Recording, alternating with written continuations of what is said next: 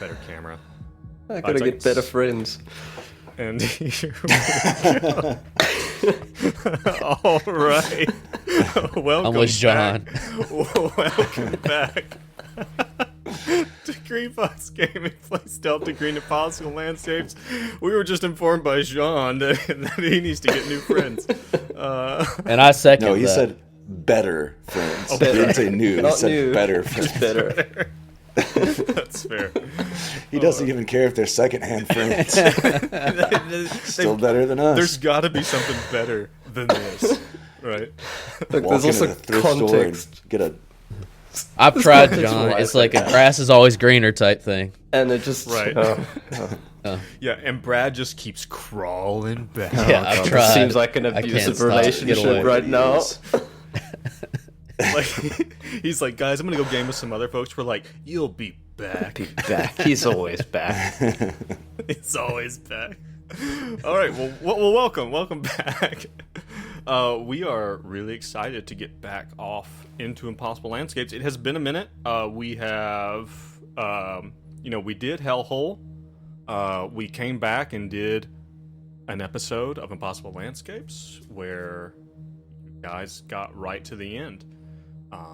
And like we're right up there against it, folks. So yeah, do you guys just want to like jump in? I don't know how long this one will go. Yes. Let's do it. Yeah, let's do it. Okay. Let's do it. All right. So this is going to be. So let's give a quick recap of just like what's been going on.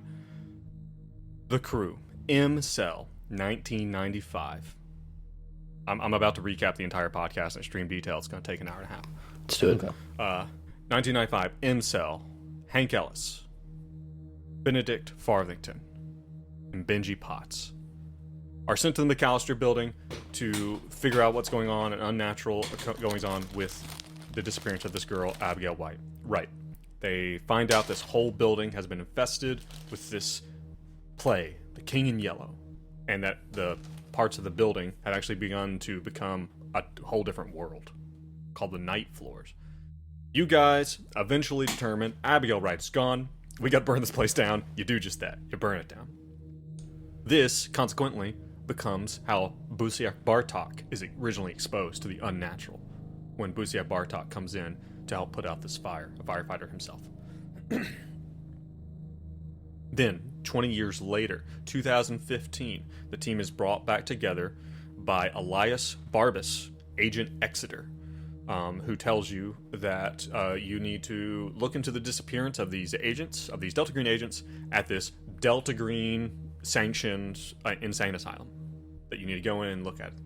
You guys go in, it doesn't take you long to figure out something weird's going on here, and you go on the completionist run of Chapter 2, where you go into everything. You find out that Nurse Samahina and her family, originally through her and then her son, are also corrupted and are pulled into the King in Yellow. You guys then go and find out that Elias Barbas has also been corrupted and that Delta Green never called you in.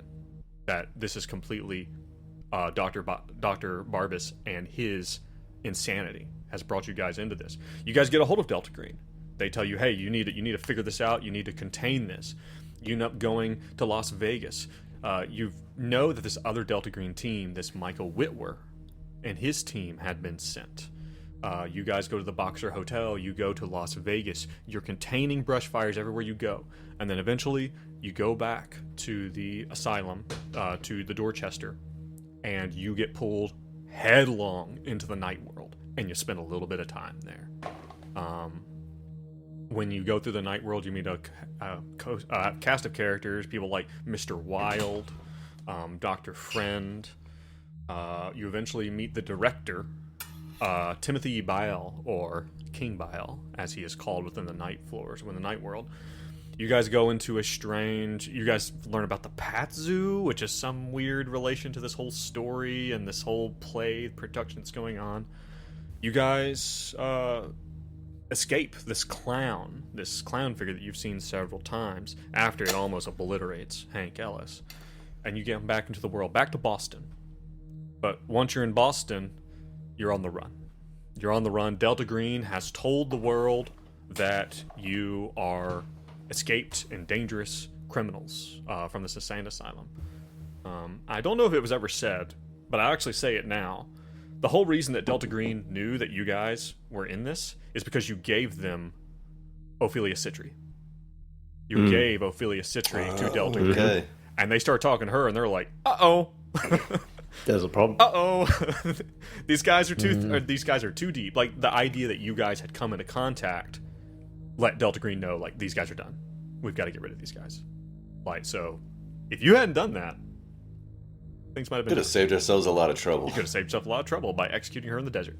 But you guys come back in. You're beginning to be pulled further and further in. You're trying to figure out where to go. You escape Boston, but the whole world is getting and at some point in time, Benji talks about it. It's like the idea that the barrier between this world and the world of the night floors and the night world in Carcosa is getting thin, and it's thinner in some places than others, right? And you guys go to Chicago and track down this other showing of the King in Yellow called Her Grey Song, I believe, by this Victor Carell guy. And eventually you get in this running gunfight with these damn gas-masked dudes who have been tracking you this entire Nazis. time. This group... not always with this guy.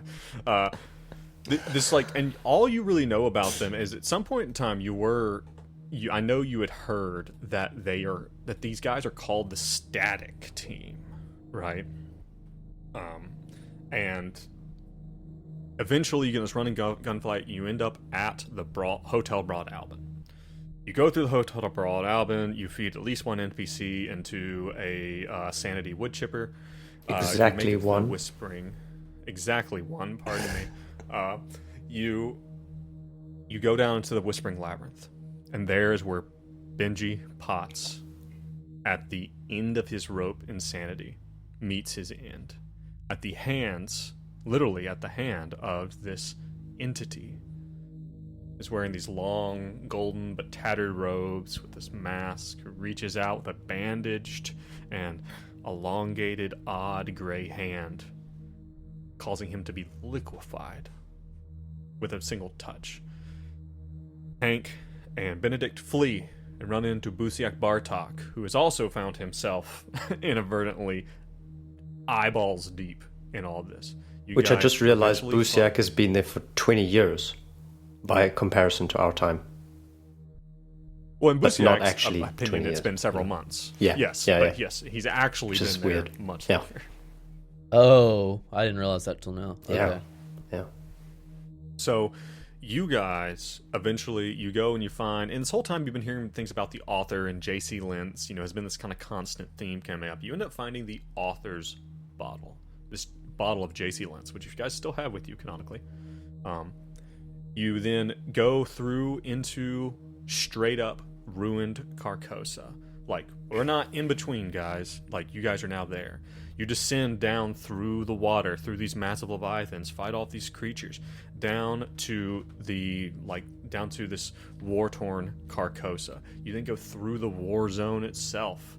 You can go through the silent city. You meet Ambrose and the child. You go through the museum, the Gallery of Shades, with all these things from all these different worlds, all these different times, all with one common theme: that they were inspired by the madness of the King in Yellow. Every single one of them. You almost lose Benedict to it. But you guys then escape. You escape through a strange coffee shop. And you end up, Busiak, Hank, and Benedict, at the gates of the palace. And in some ways, that's how we're going to pick up. In some ways. But in other ways, it's not where we're going to pick up. Because I imagine the camera is focusing on these three. Each of you, and by the way, one of you is wearing a giant pigeon like mask with like a long neck with like an articulating head at the top and like holes at the bottom where your eyes are, but then up here the head is moving around. Yeah. One of you is wearing one that looks like a giant Burmese mountain dog. Busiak is. And then one of you is wearing like a big like Area 51 like grays like alien face. Is what you guys are wearing. Like, you guys are all messed up versions of Stargate aliens. right. Yes. It's just like you guys are all over the place, and I imagine like the camera like kind of pulls above you guys and starts to zoom out as we see you guys each turn and begin up stairs, step, step, step, step. But the camera pulls and pulls and pulls until the palace is just a tiny speck.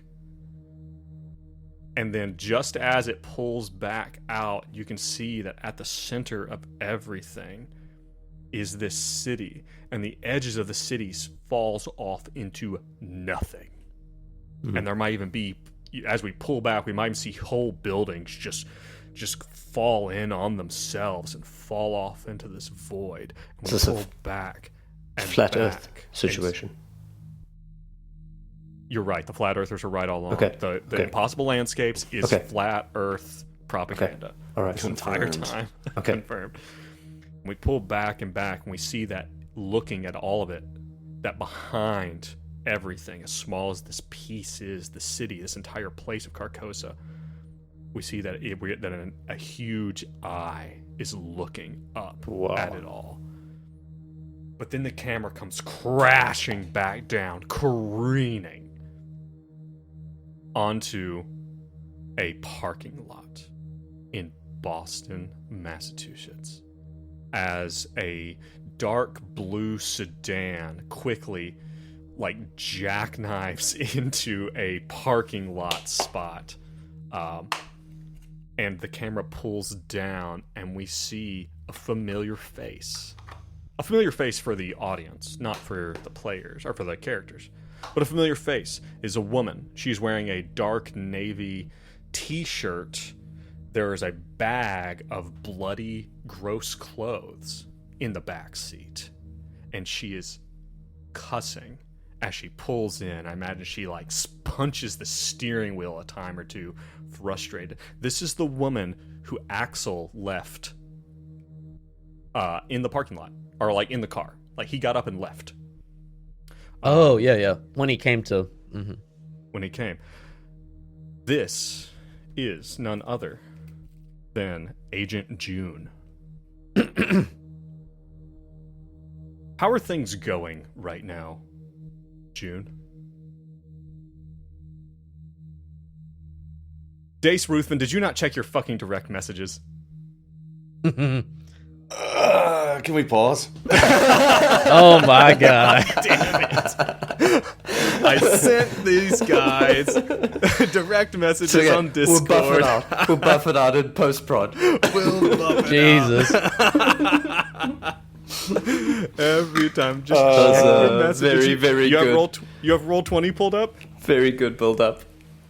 Oh my god. I especially like the blank look.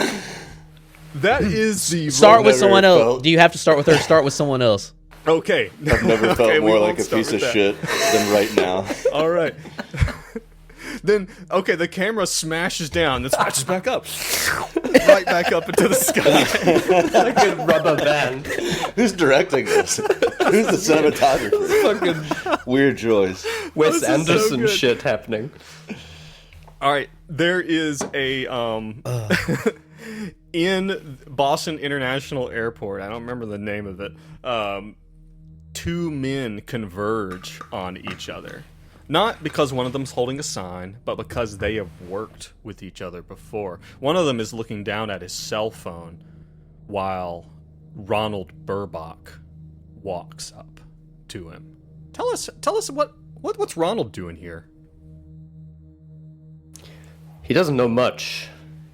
But he just has to meet up with Eric. He's got a bit of a heavy brown coat on. He's got a bit of a beard. He's about 30 years old, but he looks like he's seen shit.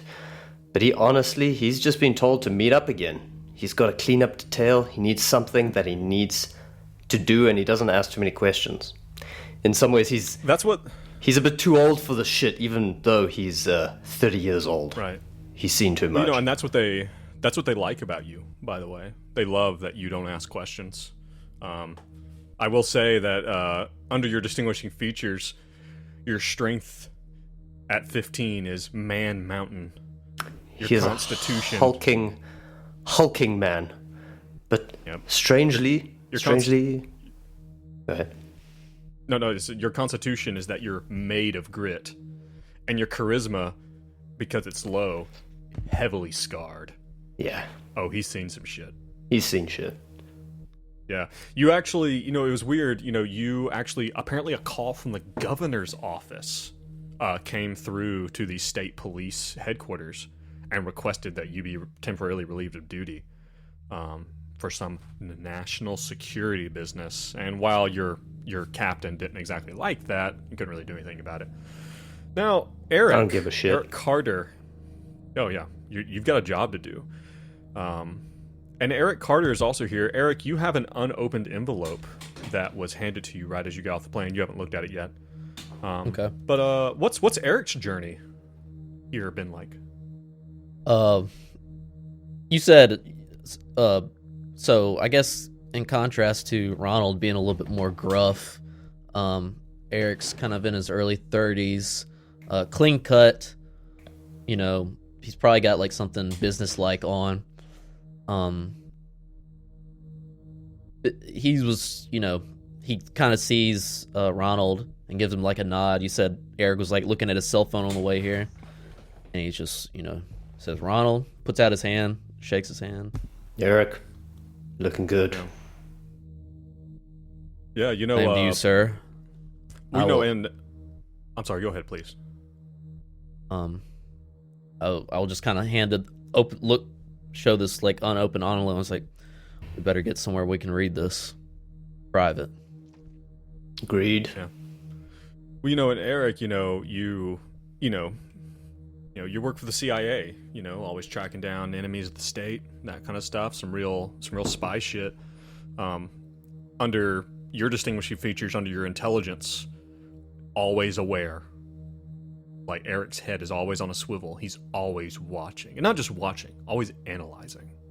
That's what makes him so good at what he does.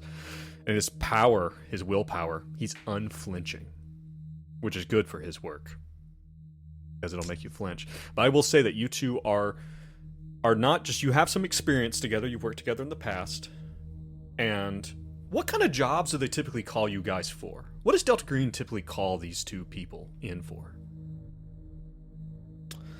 I think for Ron, it's been it's just cleaning up. He is the cleaner. He is that man that you send in to sit in the alleyway to wait until the right moment to clean up. Clean up. To clean up Delta Green fuck ups is what you guys do. I hope you guys have looked at your both your motivations list and your equipment list. Yes. It's good that you look at this. I will say that you guys are unified in one thing on your motivation: to destroy the unnatural. Now, this is something that does unify you. You and your third, who you have not met yet, a distinct distaste, not a fear, a hatred for the unnatural, disgust, and a desire to destroy it everywhere you see it. You guys go off to a kind of quiet side. You guys are both former members of the military, so maybe you pop over into the USO lounge in the airport and get a little private corner. You open the envelope, and it's very brief. It just says that you are to meet your contact, an Agent June, at the Snooze Inn, and it has an address for the Snooze Inn. It says that you are now a member of the Operation White Noise, and that that Agent June is already, that this operation has already started, and that you are coming in to reinforce, or to meet Agent June and to follow her lead, that Agent June will be your team lead. Has Carter ever worked with June or know of June? No, never heard of June. Well, Eric, should we just get going? We best be on our way. You know How was your anything about birthday? this agent? By the way, Peaceful. And he pushes his glasses up and has that anime glare on it where you can't really see his eyes. That's the thing. It's like, I think if you look at Ronald Burbach, it's like, Burbach, he's a big scary dude. Eric Carter is, he's got a 10 in charisma. Charisma's not affected. Eric Carter is, he's an intense individual. It's like, it's one of those things, like, if you met these two and spend any time with them, you might be like, you look dangerous, but you might actually be dangerous. Like, Eric might be dangerous in a different way. And that's why Delta Green calls you. So after sacking the last cinematographer, the new guy comes in, and again, there's a smash cut. And there's a remake. Monty Python style. Yeah. We see now Agent June, also known as Louise Maisel. She is in this car. Axel, so Agent fucking Jericho just walked out of the fucking car after taking a phone call. He just left and got a fucking... And not to mention that Julius has just been murdered not 30 fucking minutes ago. Murdered in that fucking hotel room. Right? That some wild man crawled out of that fucking window that shouldn't have been there and murdered him. And June is sitting here, having just thrown the last of your bloody clothes in the back. What's going through June's mind?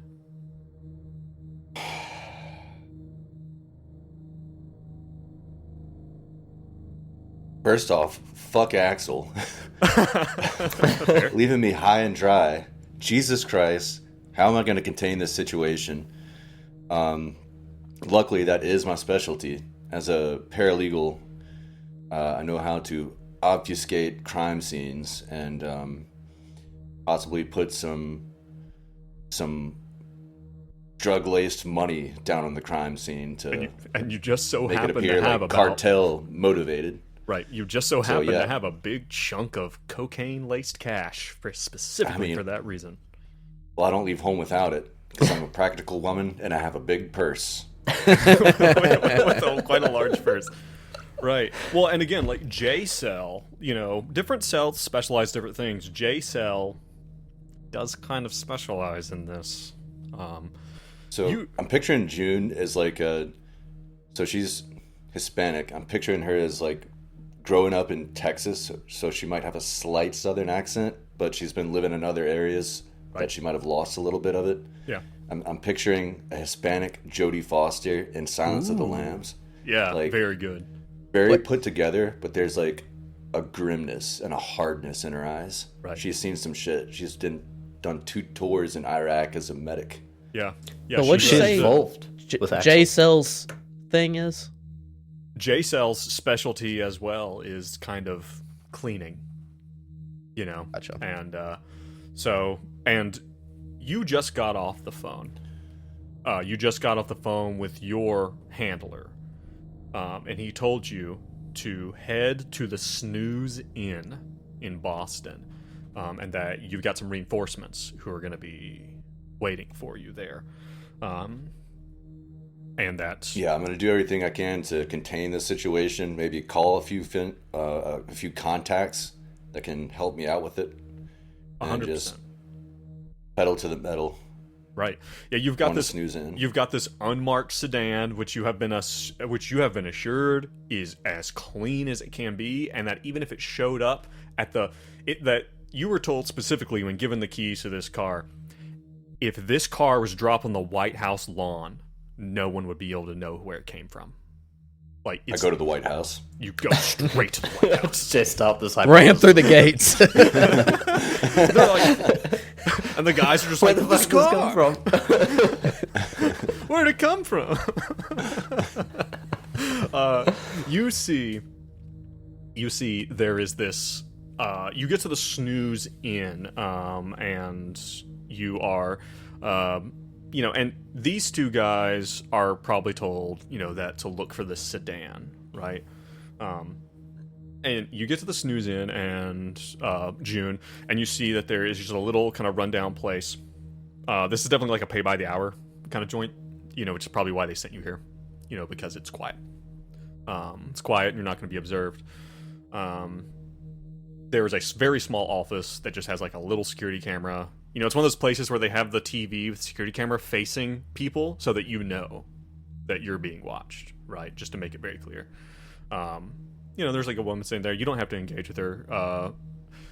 I will say real quick, this is probably a good time for June to check out the equipment that she has after all that stuff. And actually real quick, June, I will say that June's distinguishing features are for dexterity, that she is lithe.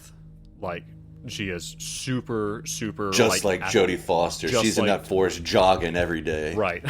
but there's an athleticism, like a utilitarian athleticism, not big, not bulky, very good at what it does, and also that her intelligence as well, sharp as attack, like nothing gets by her, which is again one of the reasons.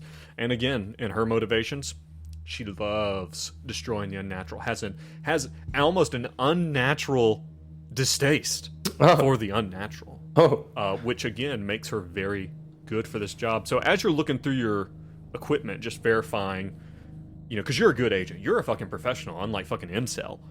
J-Cell knows what it's doing. What all equipment do you have with you right now? I have. Scroll down. I was just there. Kevlar vest, 6,000 in cash laced with cocaine. Maybe a little bit less now since I left some at the other crime scene. Zip cuffs and 2 paralytic syringes. Nice. And of course you also have that small duffel bag stuffed behind the driver's seat that's got something else a little special in there, your weapons. Okay. Don't see that. It's under weapons. But I'll take your word for it. Oh, okay. I see. Yeah, the duffel bag. Got a Glock 17. Got a, Jesus Christ, Joe.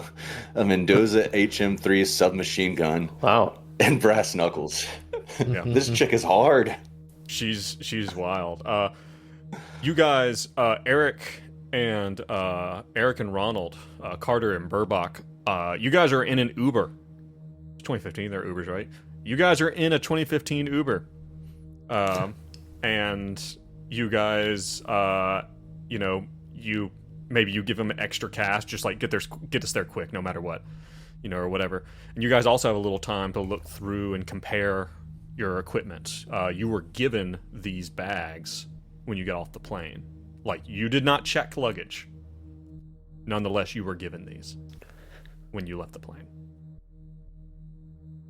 So what we got Carter just looks in his, and he's got a Kevlar vest, some handcuffs, satchel charge, which I'm assuming is like C4. Oof. Kinda. It's a remote detonated one. Mm-hmm. It's a remote detonated backpack, basically, like a small backpack, like a remote. It has a 1911.45 cal pistol, Thompson submachine gun in there, M3 fighting knife, and then he just pulls up. I think it's called, how you pronounce it, a steel wire garrote. Garrote. Or Garrett. Is it Garrett? Garrote. I've heard garrote. Garrote. Apparently there's Let's go four with different pronunciations. Garrote. Let's go with garrote. He just like holds it up, Deadly smiles, and then puts it back in his case. Well, like, and you're sitting behind the driver too, and there's a moment where you pick it up, like, and you kind of turn towards Burbach a little bit, like, and you look at the back of that driver's head, and it's like, Santa came early for you, Eric. And what about Burbach? What are we packing? He just pats the sides of his bag, and in it he kind of feels like this long oblong. He knows it's a blackjack, and then he's got there's some things rolling around. He's got some pineapple grenades, MK2s, some phosphor grenades, incendiaries, and then one long. He doesn't even need to take it out, but he knows it's an M12 shotgun, and then he's got a trusty little 45 caliber pistol, 1911 up in there. Yeah. Couple of handcuffs. You guys, and Kevlar vest. Yeah, this is not unusual for you guys. He knows. This is what you do. Yeah, so you guys get to the Snooze Inn and you see this Navy sedan, and you see a woman in her early 40s sitting, or I don't know, is like she's smoking, like standing outside the car smoking, sitting in the car, or is she not smoking at all? Is she eating a sandwich? Like, what's she doing when they drive? Talking about June? Yeah, June. Health smoothie. June would be eating for sure. Brad Pitt style in Ocean's 11. Nice. She's always eating something. Yeah. Yeah, you see her, she's wearing a navy, like, she's wearing kind of like slacks with a navy t-shirt. Like, it looks like she like changed her shirt for some reason. And maybe Carter, as you walk up, being observant as you are, maybe you make out slight blood flecks, like on part of her somewhere that maybe she missed. This is who you're here to meet. You're 90% sure that this is who you're here to meet. Eric walks up. Sorry, Ronald walks up. So what's the password? To June. Password. We'll say that between that you were both told, you were given like a phrase, you know, like maybe it's like loud out here. It's like sounds like static. Oh, I like that. What's the password? I can see where this is going. Carter will just, Eric will just, he'll obviously this is the person we're here to see, and he'll kind of walk around the car, inspect it himself, hand the money to our Uber, and then come back over to June and be like, so this is white noise. Doesn't seem like anything to me. Anyone know where Carter this... or Burbach? You Carter or Burbach? Carter, as he pushes up his glasses. The nice pair of glasses you got there. She puts her hands out. June. Pleasure. Takes her hand. That must make you Burbach. Offers her hand out to you. Pleased to meet you. Well, gentlemen, I trust everything has gone smooth. So far, so good. Does anyone know Burbach, where Get we're... about our business. Burbach, this is where you look in the back seat and you see what looks like a garbage bag full of bloody clothes. June, where have you come from? Do we need to do a little bit of a house cleaning before we get started? It wouldn't be a bad idea. Let's just say I had to improvise. Things didn't quite go according to plan. All right, he'll just get on it. He'll just open Some the back asshole door. from A cell fucked me over, like they always do. Fucking A-cell.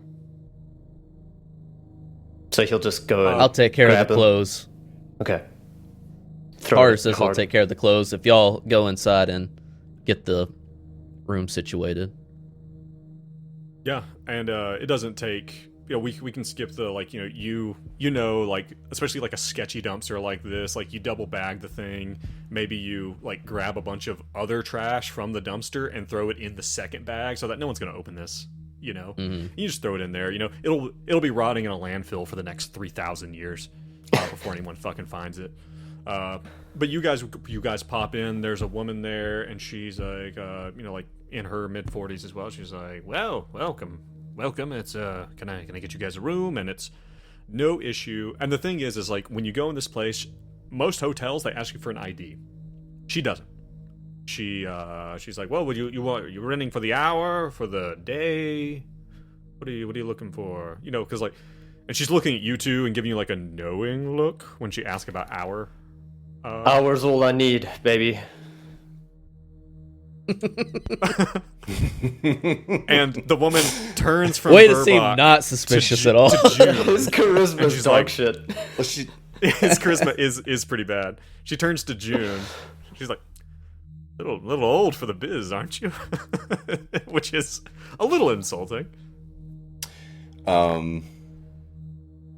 June kind of, you see the slightest squint of her eyes, but she's like, still making good money, aren't I? She just goes, she's like, so an hour is all you want?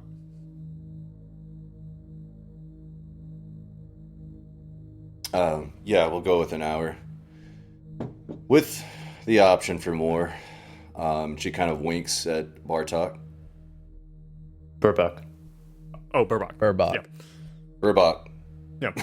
not the famous piano composer. Yeah, so she just turns. Burbach. She just turns the book. She's like, so what name should I put down?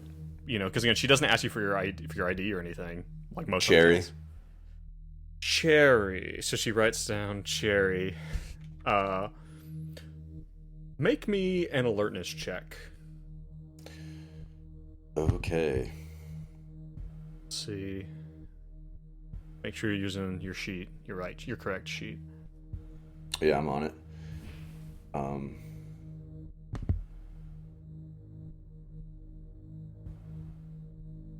It's good. 31 under 40. 31 and 40. Okay. You Yeah, look thanks. down as she's writing. These are all fake names. It appears that this is not just a place that offers by the hour. This might be a place that almost exclusively does by the hour. And you see BoJack Horseman, President Harry S. Truman, Tom Cruise with 2 O's.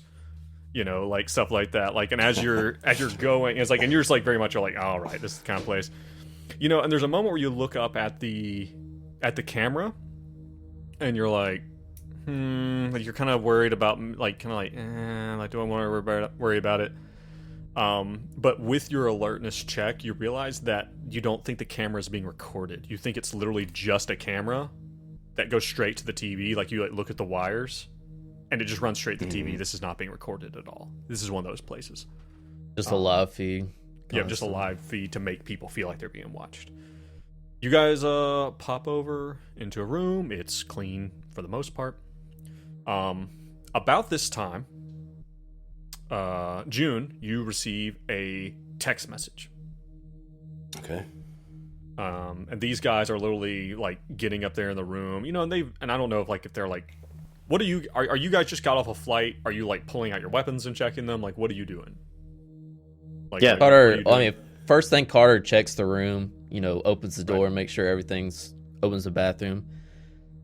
Yeah, I mean, I think he's such a professional. He's like, you know, he knows that they're good just from looking at them in the Uber, and he's just like sitting there patiently, like very controlled in the chair.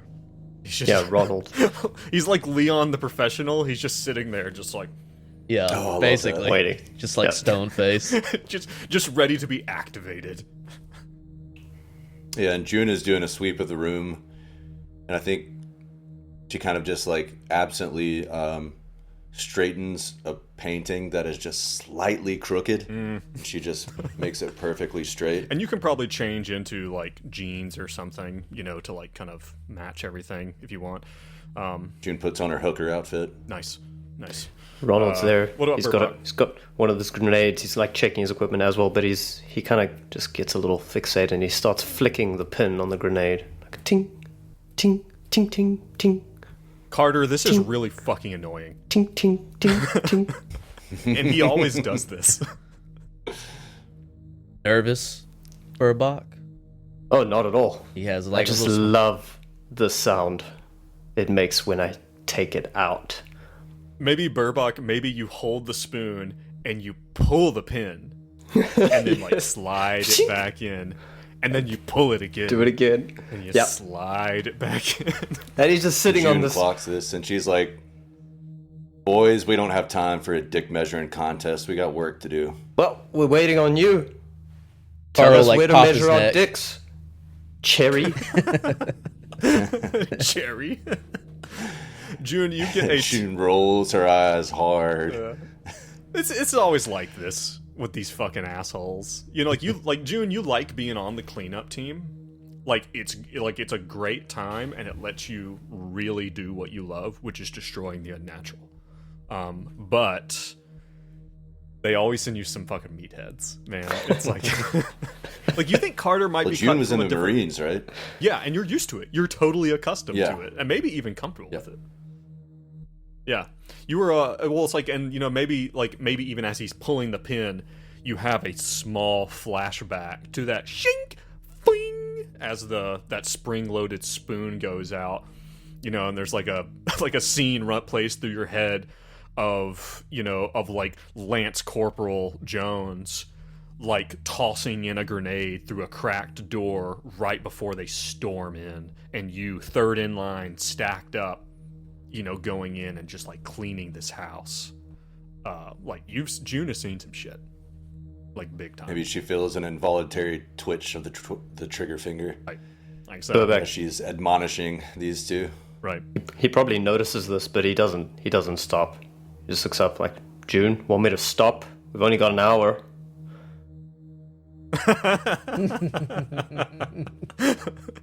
About that time, that's when the phone buzzes. And Carter will automatically just like whoosh, like out of the phone. To the phone. Yeah. Is Carter just an anime character? Like, he just Seems like it. It seems so. Yes. Um, Leon the Professional, but anime. Yeah. That is a sick concept. That'd be a really good anime. It's probably been done. I would watch it. But yeah, your phone goes off, June, and this is that burner that was this is like your emergency burner that you had in that Ziploc bag underneath the seat when fucking Jericho left, right? You open it up and you see it's like and it just says, "Good work at the Boxer, period. New possible lead, comma, see address, period. Fire department on scene, period. Use FBI cover, period." And you have and the thing is Jericho left his fucking FBI badge, and Darius didn't need his anymore, or Julius didn't need his anymore. So you have 3 FBI badges, and you see this address. All right, we've got a heading. Been instructed to go as FBI this time. Who's driving? Maybe it'll give Burbach Okay, I'll some. drive. Oh. Okay. Ronald will Sounds good. pack up his stuff and get going. Kind of beeline out of the hotel, straight past the lady. Give her a wink, say, didn't even need an hour. Straight to the car. It's been like 10 I love minutes. this guy. This guy is... And again, keep in mind, his charisma is 8, so it doesn't come off well. No. Like, Okay. he's like his face is all scarred up. he's like, didn't even need an hour. Like one of those like big Oh, wink. wink. So you guys load up in this sedan, in the sedan from nowhere, as far as you've been told. And I imagine you keep all your equipment with you, and you guys head out, and you go down the road, and there's a moment, Eric Carter. Carter, you look as you guys are driving by, and this kind of sketchy part of town, there's this video store, and called Video Nation, and it's like a Blockbuster knockoff thing. It's like you're surprised it's still there, and you kind of look at it as you go by, because there's someone standing at the plate glass window in the front, and the sign says closed, and they're just standing there with both hands in their pockets. Just some guy, looks like he might be like I don't know, like kind of like a tall black guy, like a little older, and he just hard eye contact watches as you guys drive by, and it's kind of gets under your skin a little bit, but it's like there's lots of people, lots of weirdos. You're past some people who are obviously like tweaking on the side of on the sidewalk and stuff. It's just weird, and it unnerves you a bit. Carter smiles and's like, I feel like we're getting close. This is it. Carter, don't be so June goddamn side-eyes weird. him. I love that from the front seat, Burbach. It's like, quit being so weird. Think. Like as he pulls the pin again on a grenade. Yeah. Sorry, remind me what this text message said exactly again. It gave We have an you an address. address. It said firefighters are on the scene, Okay. implying that there's a fire or something. Gotcha. Firefighters already on the scene. Use FBI cover, and it gives you an address. But the first thing it said was good job at the Boxer Hotel. You know, Dude, good job with the Boxer. June. Yeah, to June. I don't know if she read that bit. Was that where all this popped off initially, where the guy crawled through the window and murdered Julius, yeah. And murdered Julius, Agent okay. Julius, who you know Agent Julius's real name. His name was Darius, or his last name was Darius at least. You're familiar with him. You've worked with him a lot in the past, and it's like this might be the first moment where you've had an opportunity to really think about the fact that you just lost a really damn good cleaner, and he was caught completely unawares. But that's the way the fucking Unnatural is. Like, it doesn't matter how good you are. Like, This feels exactly like the very first episode of Game of Thrones that I saw with Brad, which was the Red Wedding. And I was just dropped in the middle of the shit. I had no idea what's going on. happening. Well, good. It's very media res, right? Frederick Darius was his name, and he's gone now. And you burned him in that room with the rest of the room. But anyway, you guys make it. You guys head out towards the kind of suburbs of Boston, and you very quickly end up in this like kind of new developed kind of high-end suburb, you know, like nice 2-story houses. Most of them are kind of under construction. It looks like a lot of them are under construction. But it's very quick to realize where you're going before you even enter off of like the highway or the main road. You see wisp of smoke in the distance, and you guys kind of curve down. Again, most of these places are under construction, and there's like a whole bunch of construction workers across the street from this location who had looked like they'd been working on a house, and they're all like kind of standing around watching. Like, instead of, it looks like some of them are getting in their trucks and leaving and stuff like that.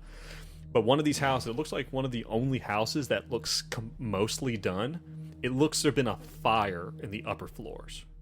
It looks like most of it's out at this juncture. And there are firefighters all kind of scattered around as you guys roll up. There might be like a singular cop car, and everything else is firefighters.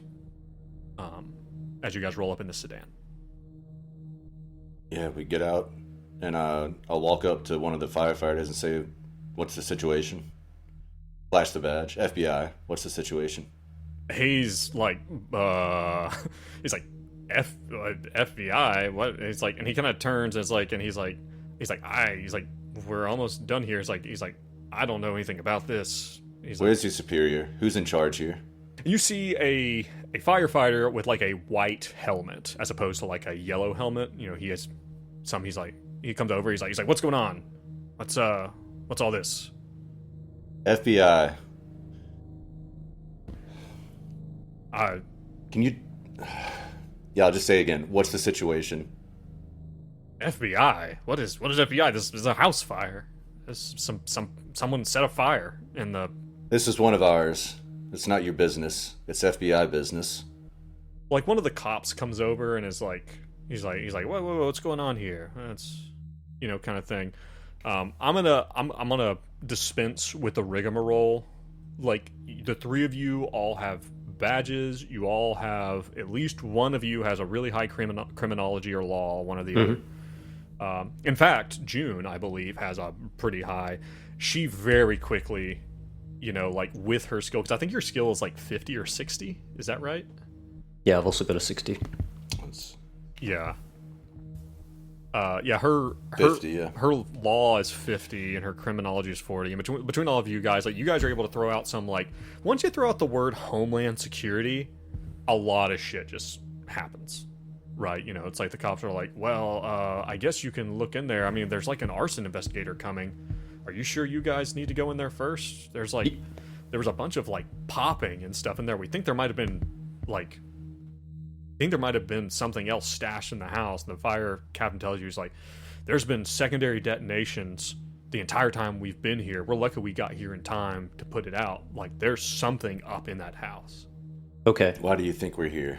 Or like, then it sounds like you need to get to safety. Ooh.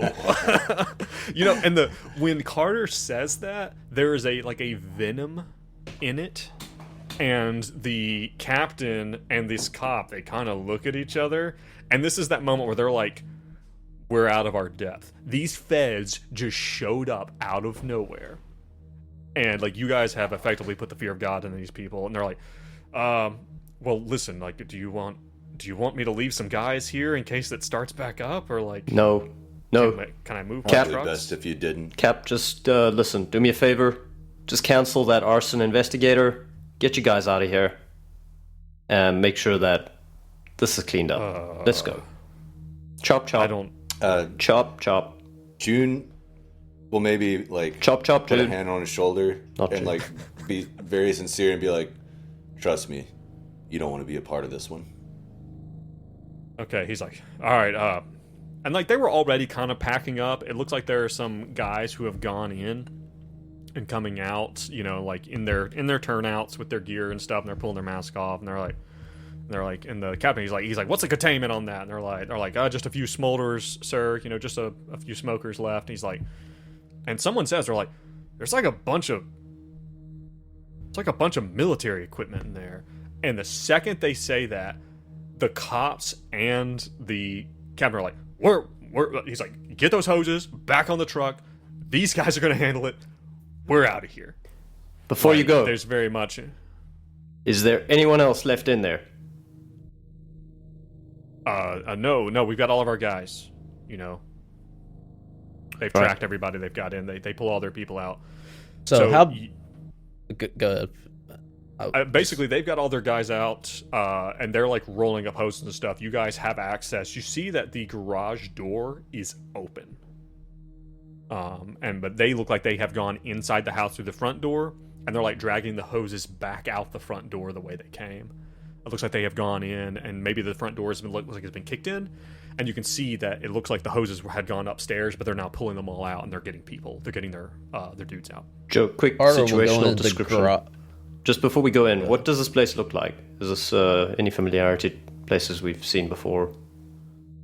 Just This is definitely the demon's house. This is the demon house. This is the safe Got it. house that you guys were brought to. all right. So two-story house. Yeah. The 2-story house, the attached garage. Yeah, 100%. And as you guys, and even, you know, if you guys are looking in the garage, you know, as these guys will say that, June, you're the one who noticed there appears to be there seems to be a small ashes and blackness of a small fire in the middle of the garage. Take a look at this. What do you guys make of this? Oh, And there's Carter- some type of weird symbol here. You ever seen anything like this before? What should I roll? Carter roll forensics or search or You can Unnatural. roll. You can roll whatever you want. If you have any unnatural, you can roll it. I don't think any of you do. I do not. I'm gonna roll search. Actually, that's not appropriate. I think all three of you should have a 5 in unnatural. That's my bad. All right. Okay. I just made it. Anyway, I failed the search. You can't see anything. There's definitely some weird sigil. You Can I roll an occult? Sure. Do you have a cult? Yeah, super low. It's only 10. Yeah. But why not? Yeah, give it a go. I'll get in on that as well. I hate Got some lag on roll 20. unnatural shit. Holy shit! Agent June, a 2. Wow, under 2. 10. Wow. So Oh. you know that there is this in, like, kind of demonology.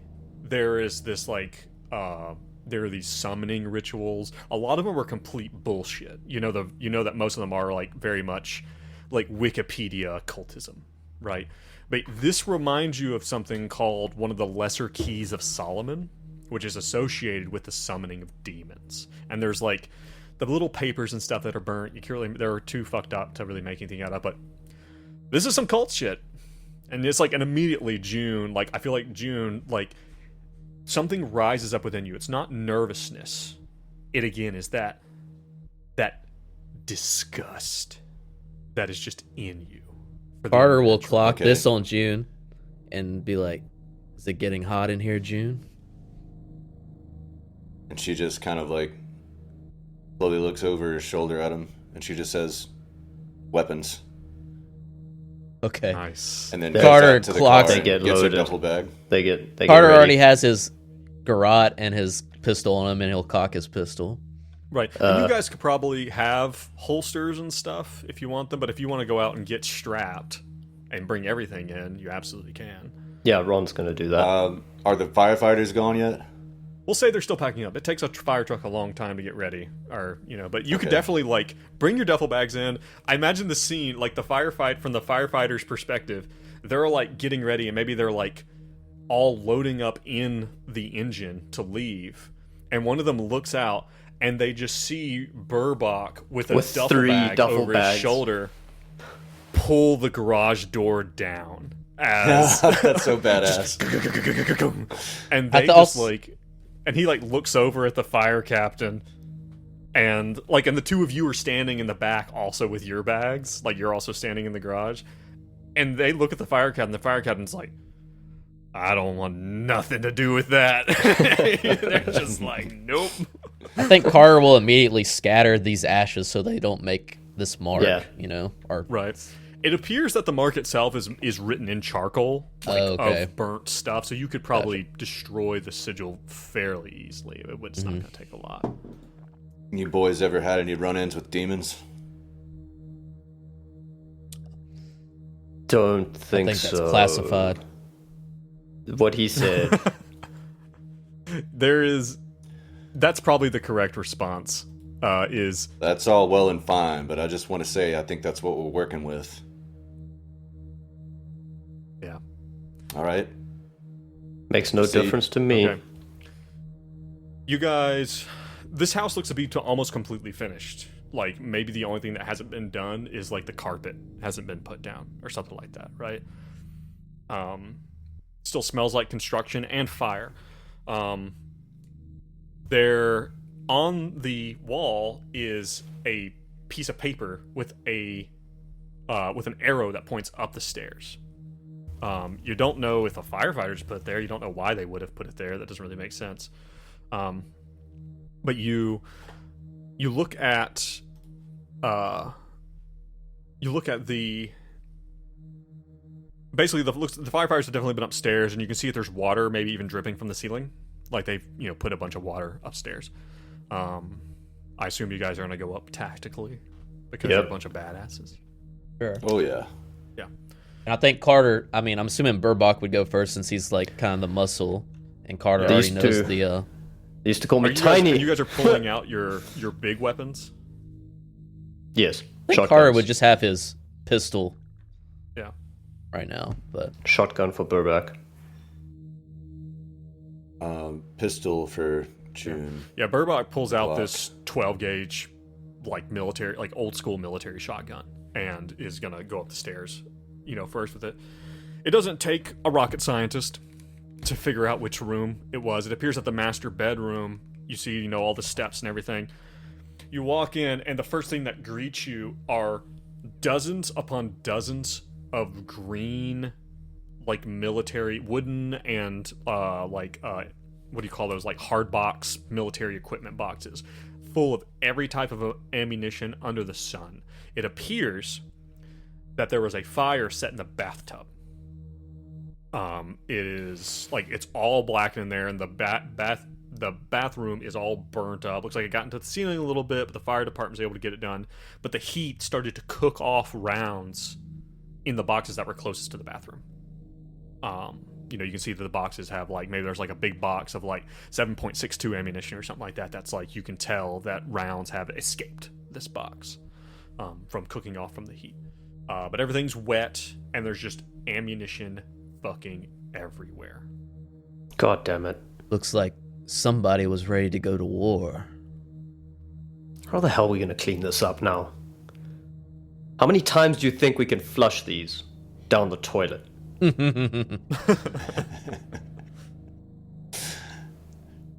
Even if the bullet says it's flushable, it's not. Trust me. It's not flushable. That's what the plumbers will tell you. So yeah, but you can tell that the source of the fire was in the bathtub, and the bathtub is now mostly full of water. Probably go check that out.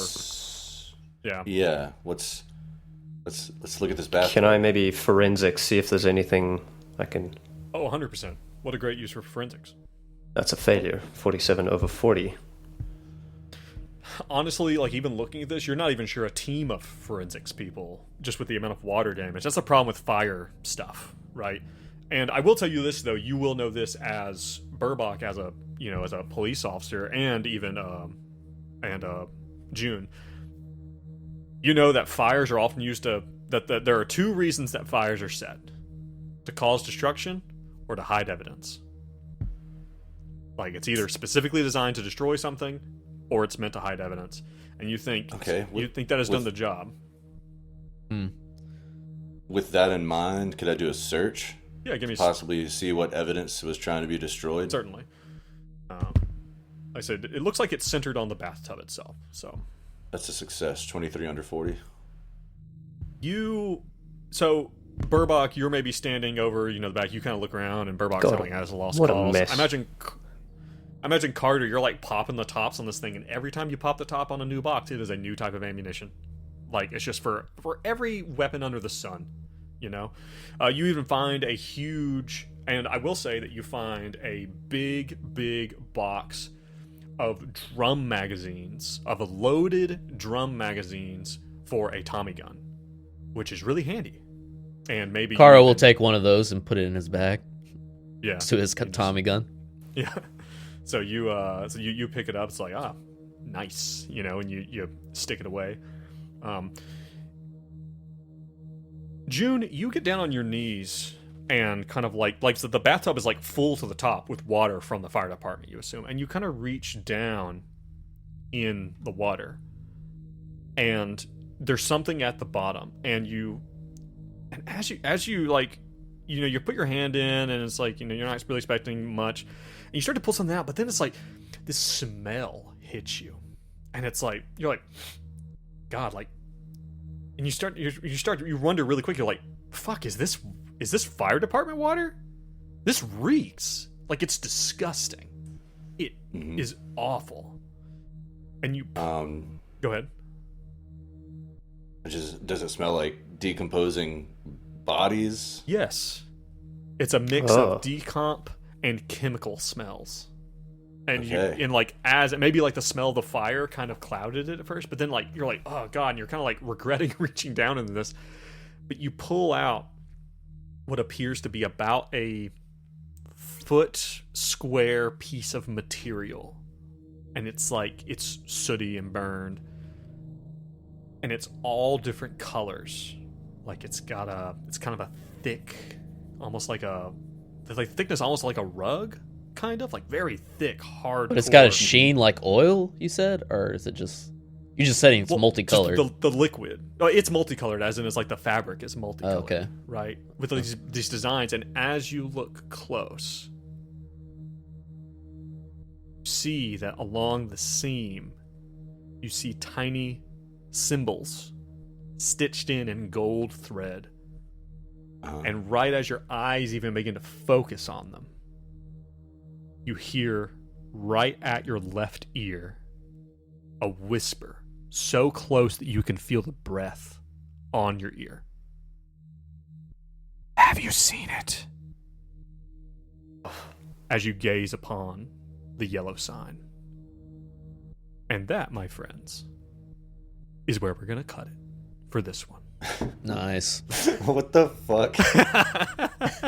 This is the same shit that was in the fucking Samahina's home.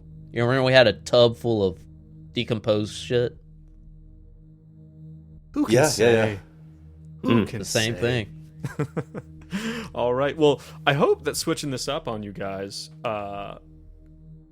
has been fun. Yep. I'll tell you what, buddy. If I had known that we were playing a completely different game, I wouldn't have stayed up till 3 o'clock partying last night. Sorry about that. I'll make sure next time I send you guys important game-based DMs that I verify you've gotten them. All right. Well, listen, everyone, thank you so much for joining us. If you are joining us live, Pumpkin and Wills, I see you guys are there. Thank you for joining us. This is a bit of a side thing. Good to see you again. But we are going to be back. We're going to take a break, and then we're going to be back for another session. If you are listening, watching later, again, thank you so much for joining us. And remember, as always, please stay safe and stay sane. Bye.